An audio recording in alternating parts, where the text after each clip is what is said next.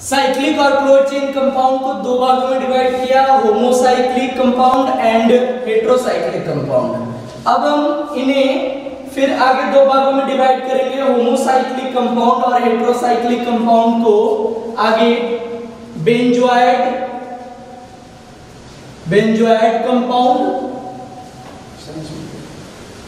Compound and non benzoid compound.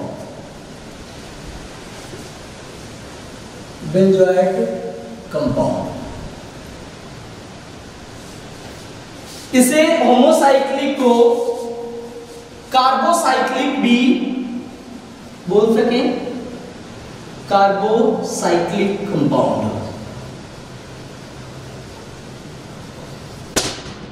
अब हम इस क्लासिफिकेशन के आधार पे जो ये सारे ऑर्गेनिक कंपाउंड्स हैं हमारा, इनके बारे में डिटेल स्टडी हाइड्रोकार्बन टॉपिक में करेंगे कि ये ऑर्गेनिक कंपाउंड किस तरह से अपने प्रॉपर रेशियो में मिलके और एक हाइड्रोकार्बन ऑर्गेनिक कंपाउंड का फॉर्मेशन करते हैं। तो सबसे पहले हम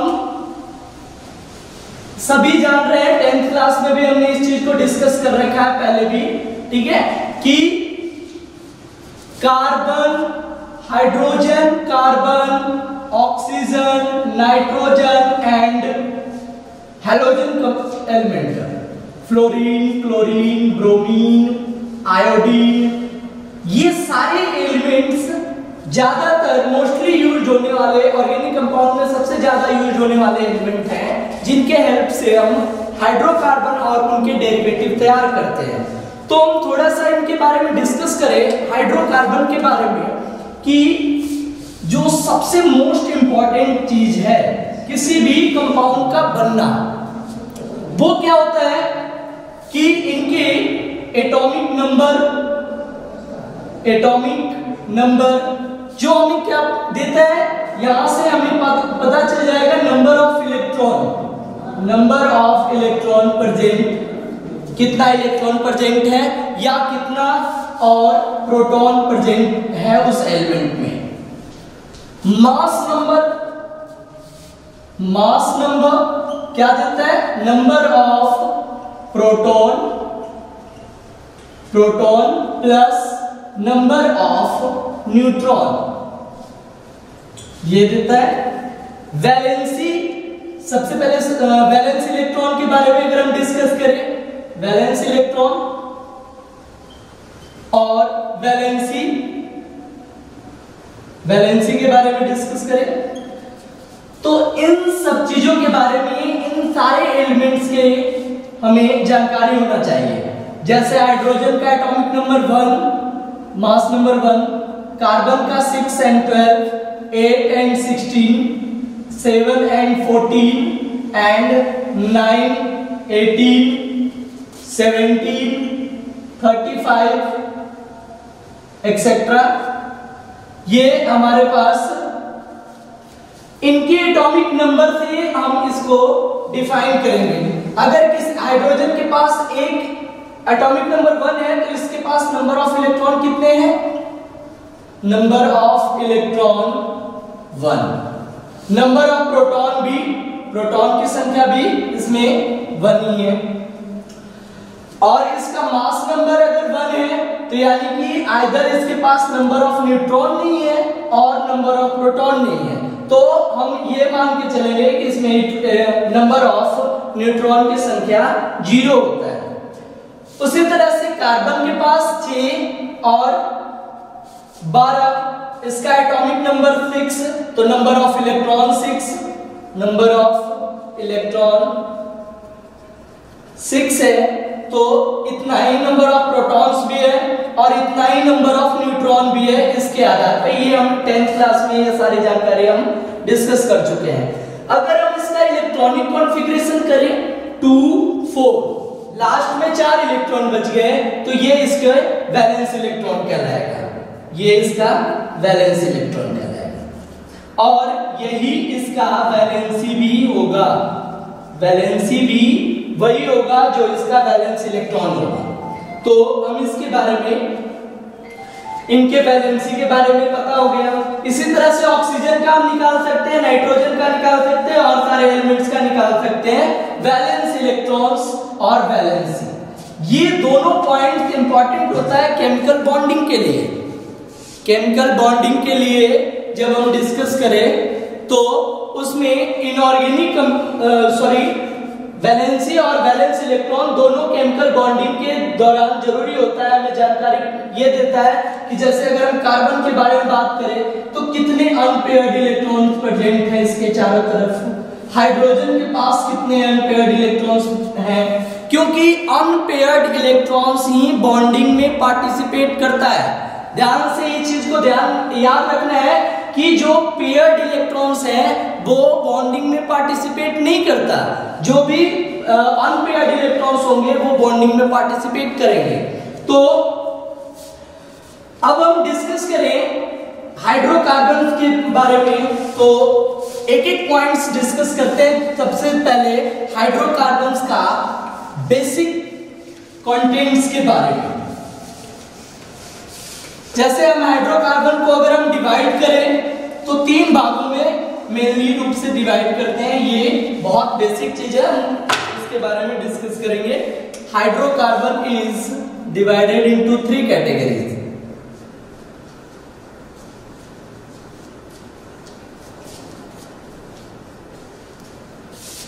अल्केन,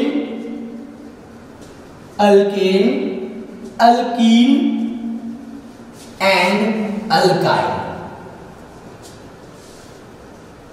अल्काइन यहां पे भी इनको 2 सब ग्रुप में बांटा गया है। इन दोनों को एक ग्रुप में रखा गया और इनको एक ग्रुप में रखा गया। इनको रखा गया, इनको बोला जाता है सैचुरेटेड हाइड्रोकार्बन, सैचुरेटेड हाइड्रोकार्बन, और इनको unsaturated hydrocarbon, unsaturated hydrocarbon, hydrocarbon. Saturated hydrocarbon ane और अनसैचुरेटेड हाइड्रोकार्बन इन और आइन। तो यहां पे सैचुरेशंस का मतलब क्या होता है, सैचुरेटेड और अनसैचुरेटेड के मतलब को हम समझे। यहां पे अगर कोई पाई बॉन्ड नहीं हो, दो ध्यान से याद रखना कि अगर कार्बन और कार्बन के बीच में single bond that is sigma bond अगर प्रेजेंट हो तो दैट इज सैचुरेटेड हाइड्रोकार्बन, और अगर कार्बन और कार्बन के बीच में डबल बॉन्ड और ट्रिपल बॉन्ड प्रेजेंट हो तो दैट इज अनसैचुरेटेड हाइड्रोकार्बन। तो यहां पे हम ये बॉन्ड का एक और थोड़ा सा जिक्र आ गया, तो बॉन्ड को हम समझे एक बार कि अगर एक एक इलेक्ट्रॉन्स की शेयरिंग से बॉन्ड जो बनता है वो बॉन्ड सिग्मा बॉन्ड कहलाता है, और अगर 2 इलेक्ट्रॉन के शेयरिंग से बॉन्ड का अगर फॉर्मेशन हो दैट इज उसमें एक सिग्मा और दूसरा पाई बॉन्ड होता है। तो एक दूसरा बॉन्ड क्या हो गया, पाई बॉन्ड। यानी कि अगर सिंगल बॉन्ड है किसी कार्बन और कार्बन के बीच में, अगर सिंगल बॉन्ड है तो वो क्या होगा, सिग्मा बॉन्ड, और अगर एक कार्बन और दूसरे कार्बन के बीच में डबल बॉन्ड है तो वो एक सिग्मा और दूसरा पाई बॉन्ड होगा, और अगर किसी कार्बन और कार्बन के बीच में 3 बॉन्ड हो तो एक सिग्मा और 2 पाई बॉन्ड होगा। ये चीज ध्यान में रखना, कई बार क्वेश्चंस आता है हमारे पास कि कोई एक स्ट्रक्चर्स दे दे और इस स्ट्रक्चर्स में हमें ये बोल दे how many number of sigma bond, तो सिग्मा बॉन्ड कैसे निकालेंगे, तो वहां पे देखेंगे कि शेयरिंग ऑफ इलेक्ट्रॉन्स है, कहीं डबल बॉन्ड है नहीं है, तो हम जितने सिंगल बॉन्ड है उतने सिग्मा बॉन्ड बताएंगे। 1 2 3 4 5 6 7 8 9 10, यहाँ पे 10 सिग्मा बॉन्ड है। अगर हम बात करें एक कार्बन के बीच में अगर कोई ये दे दे, ये, तो अब यहां पे हमारे पास स्ट्रक्चर्स में देखेंगे कि how many number of sigma bond, तो अब हम यहां पे काउंट करेंगे, सिंगल बॉन्ड को अलग काउंट करेंगे और डबल बॉन्ड में जैसे 1 2 3 4 5 6 7 8, यहाँ पे 8 तो सिग्मा बॉन्ड हो गया और 8 सिग्मा बॉन्ड और 1 जो होगा वो हमारा पाई बॉन्ड होगा। तो इस चीज को ध्यान में रखना है। अच्छा, यहीं पे अगर हम बॉन्ड की कैरेक्टरिस्टिक्स को भी डिफाइन कर ले तो ज्यादा अच्छा होगा कि बाद में हमें ज्यादा उलझन नहीं होगा क्रिएट, जब हम हाइड्रोकार्बन को कंप्लीट स्टडी करेंगे। तो आपसे अगर कोई पूछ दे, बताओ यहाँ पे ये हमारे पास, और ये एक हमें नाम नहीं पता है अभी, तो हम इसके नाम के बारे में नहीं बोलते, बस structure they they, which one is more reactive. अगर क्वेश्चन इस तरह से दे दे कि इनमें से कौन ज्यादा रिएक्टिव है, तो हमें कुछ नहीं सोचना, इसमें कोई ज्यादा दिमाग लगाने की जरूरत नहीं है। इसमें सिंपली से याद रखना है कि जहां पे नंबर ऑफ पाई बॉन्ड ज्यादा वो ज्यादा रिएक्टिव, और जहां पे नंबर ऑफ सिग्मा बॉन्ड ज्यादा वो कम रिएक्टिव। यानी कि पाई बॉन्ड की संख्या यहां आ गया और यहाँ पे 0 पाई बॉन्ड है, पाई बॉन्ड 0, तो यानी कि ये लेस रिएक्टिव होगा और रिएक्टिव, और यहाँ पे 1 पाई बॉन्ड की संख्या आ गया, इसके लिए मतलब दैट मीन्स ये मोर रिएक्टिव हो जाएगा।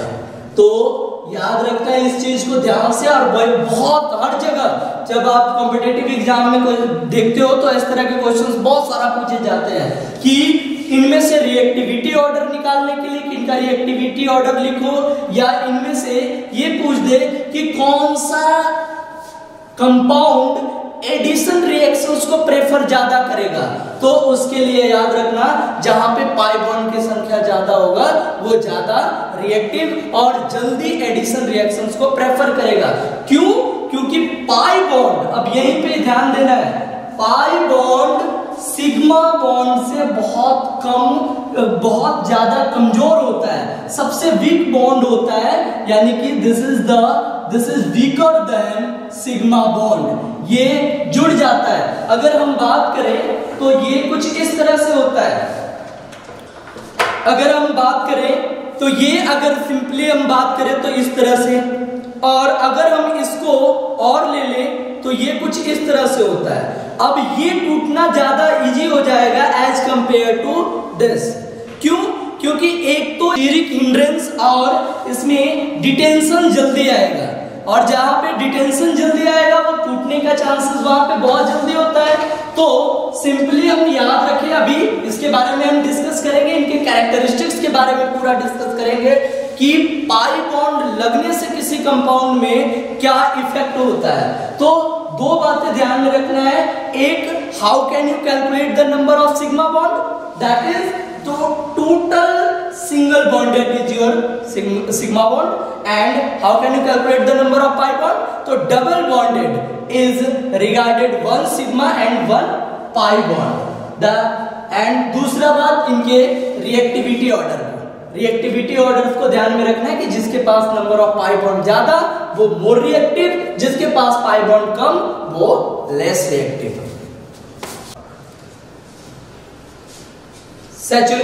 अभी हम डिस्कस किए पाई बॉन्ड और सिग्मा बॉन्ड के बारे में, तो उसके हिसाब से जिसके पास पाई बॉन्ड अवेलेबल हो वो अनसैचुरेटेड हाइड्रोकार्बन, और जिसके पास सिग्मा बॉन्ड सिर्फ प्रेजेंट हो वो सैचुरेटेड हाइड्रोकार्बन कहलाता है।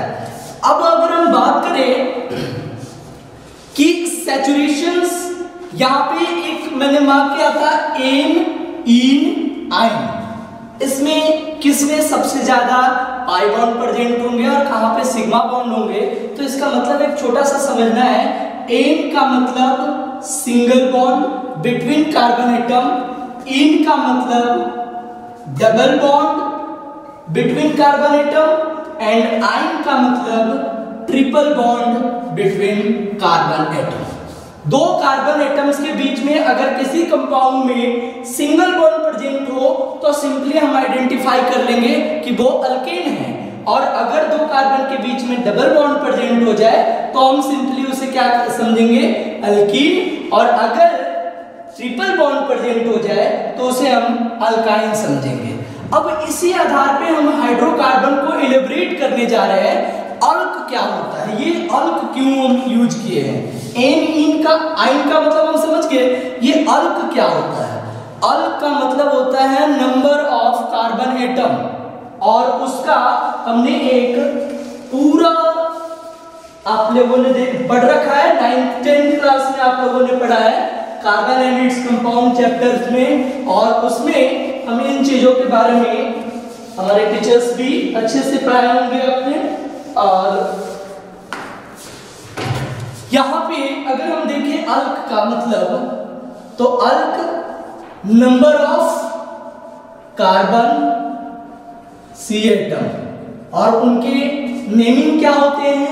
अगर नंबर ऑफ कार्बन एटम 1 है, 2 है, 3 है, 4 है, 5, 6, 7, 8, 9, 10, 11 और एक्सेट्रा C1, इसे हम मेथ रिगार्ड करते हैं, it is regarded as meth. अगर कार्बन की संख्या 2 हो तो इथ, अगर 3 है prop, 4 but, 5 pent, 6 hex, 7 hept, 8 oct, 9 non, 10 dec and 11 undec. As it is ये चलता जाएगा, डाइडेक, ट्राइडेक, टेट्राडेक, पेंटाडेक, हेक्साडेक, तो इस तरह से आगे चलता है। लेकिन हम बेसिकली जो हमें याद करने हैं, ये चीज एकदम दिमाग में बैठा लेना है कि अल्क का मतलब होता है नंबर ऑफ कार्बन एटम। अब अगर हमने एन लगाना है तो यहाँ पे एन लगा दे, मीथेन हो जाएगा, दैट मींस कार्बन एटम्स की संख्या 1 है। लेकिन एन लगाने से पहले हमें ये चीज ध्यान रखना है कि क्योंकि ये हाइड्रोकार्बन नहीं है, जब तक इसमें हाइड्रोजन का एडिशन नहीं हुआ तब तक ये हाइड्रोकार्बन कहलाएगा नहीं। तो हाइड्रोजन का रेशियो कितना ऐड करना है, इसके लिए हमें बेसिक फॉर्मूला याद रखने होंगे, और वो फॉर्मूला क्या है हमारा? अल्कीन अगर आप बनाना चाहते हो तो उसके लिए जो मॉलिक्यूलर जनरल मॉलिक्यूलर फॉर्मूला है वो क्या होगा? CnH2n+2। अगर आपने अल्कीन लिखना है यानी कि सैचुरेटेड हाइड्रोकार्बन का फॉर्मूला तैयार करना है तो आपको इस फॉर्मूले को यूज करना होगा, जहां पे n is the where n is the number of carbon atom, C atom, carbon atom. तो अगर हमें मान लो इथेन तैयार करना है तो हम इथ का नंबर कितने हैं? 2, तो यहाँ पे C2H2 × 2 + 2 C2H6, this is your इथ। और हमने फॉर्मूला किसका ट्राई किया है? एन का, तो that is ethane, this is your ethane. As it is आपने प्रोपेन, पेंटेन, हेक्सेन, ऑक्टेन, अगर आपने ऑक्टेन बनाना है तो आपको क्या तैयार करना है? C8, तो C8H2 × 8 + 2 दैट इज C8H18 और दिस इज योर ऑक्टेन। तो इस तरह से हम अल्कीन के लिए तैयार करते हैं। सिमिलरली अगर हम अल्कीन के बारे में चले तो अल्कीन के लिए भी हमने यही फॉर्मूला यूज करना है, CnH2n, this is your alkyne. And अगर हमें अल्कीन में इन ऐड करना है तो हमें, जैसे हमें प्रोपीन बनाना है तो प्रोपीन के लिए क्या फॉर्मूला होगा? 3, प्रोप का मतलब कार्बन की संख्या कितने होंगे? 3, तो C3H6, this is your general molecular formula of propane. अब यहाँ पे हम थोड़ा सा कंफ्यूज होते हैं कि कितने इन होंगे, कितने डबल बॉन्ड होंगे, कितने कितने कार्बन के बीच में कहां पे डबल बॉन्ड होंगे। तो इस चीज का हम अभी तो इसके बाद जब हम इसका स्ट्रक्चर्स देखेंगे कि इन मॉलिक्यूलर फार्मूला का स्ट्रक्चर्स कैसे लिखा था, जैसे कि हमने अभी क्लासिफिकेशंस में किया था, साइक्लिक, एसाइक्लिक, ये उन बातों पे डिपेंड करेगा कि हमने हाइड्रोकार्बन का जो स्ट्रक्चर्स बनाया है उसमें स्ट्रक्चर्स हमने कौन सा लेना है, साइक्लिक लेना है या एसाइक्लिक लेना है, क्लोज चेन का स्ट्रक्चर लेना है या ओपन चेन का स्ट्रक्चर लेना है। तो बहुत इजी तरीके से हम धीरे धीरे वहां तक आएंगे। अभी हमने अल्कीन का C3H6 मॉलिक्यूलर फार्मूला हमने तैयार किया, प्रोपीन का। इसी तरह से अल्काइन का, अल्काइन के लिए हमने जो फार्मूला यूज करना है वो है CnH2n-2। दैट मीन्स CN की संख्या अगर हमने मान लो कि हमने ब्यूटाइन यूज करना है, बनाना है ब्यूटाइन, तो C4N की संख्या 4 यूज करना है, तो C4H2 × 4 - 2, तो C4H6। This is the molecular formula of butyne.